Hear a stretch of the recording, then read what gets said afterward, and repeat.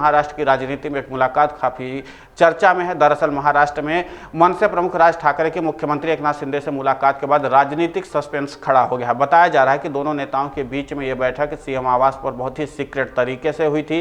CM आवास पर हुई इस बैठक में क्या बातचीत हुई, अभी तक स्पष्ट नहीं हुआ है। इस बीच मनसे नेता अविनाश अभयंकर का बड़ा बयान सामने आया। उन्होंने कहा कि राज ठाकरे को किनारे करके सरकार नहीं चल सकती है।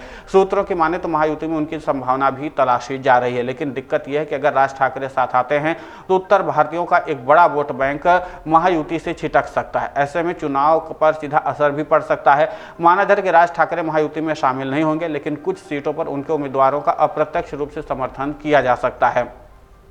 हालांकि कहा जा रहा है कि इसके लिए शिवसेना कोई जल्दबाजी नहीं करेगी। राज ठाकरे और सीएम शिंदे की मुलाकात पर मनसे नेता अविनाश अभयंकर ने कहा कि दो मित्र मिल सकते हैं, दोनों ही राजनीति के पुराने लोग हैं। राज्य में एमएनएस और राज ठाकरे को डिलीट करके सरकार नहीं चल सकती। राज्य में रेल इंजन के सिवाय दूसरा कोई पर्याय नहीं है।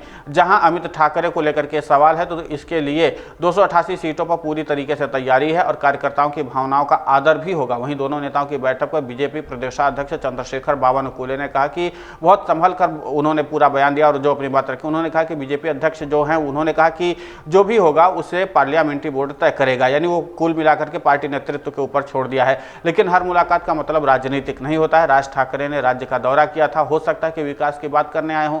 रही बात राज ठाकरे के इंडिया में आने को लेकर के, तो इन सब चीजों पर पार्लियामेंट्री बोर्ड तय करता है, उन पर चर्चा करता है। ये अकेले का विषय नहीं है। मनसे ने मुंबई की वर्ली विधानसभा सीट को लेकर के सियासत तेज कर दी है। ये वो सीट है जहां से उद्धव ठाकरे के बेटे आदित्य ठाकरे विधायक हैं।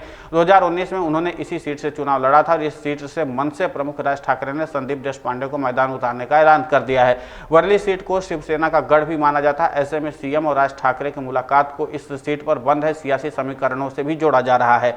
गौरतलब है कि महाराष्ट्र नवनिर्माण सेना के चीफ राज ठाकरे ने कुछ समय पहले ही ऐलान किया था कि वो इस बार महाराष्ट्र के विधानसभा चुनाव में किसी के साथ मिलकर के चुनाव नहीं लड़ेंगे, बल्कि अकेले दम पर चुनाव लड़ेंगे।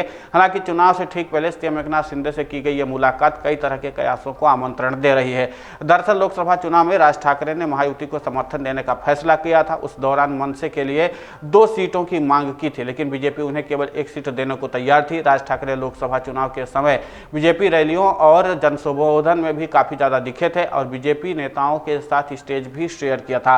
हालांकि राज ठाकरे को यह सौदा मंजूर नहीं था और इसीलिए बीजेपी द्वारा दिया गया ऑफर उन्होंने ठुकरा दिया था। मनसे ने लोकसभा चुनाव नहीं लड़ा था।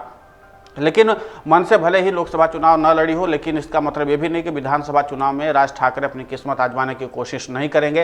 राज ठाकरे यहाँ पर पूरी कोशिश करेंगे कि विधानसभा चुनाव में भी उनका प्रभुत्व स्थापित हो और इसीलिए राज ठाकरे ने काफ़ी समय पहले ही इस बात का ऐलान कर दिया था कि इस बार महाराष्ट्र की सभी सीटों पर उनके प्रत्याशी उतारे जाएंगे।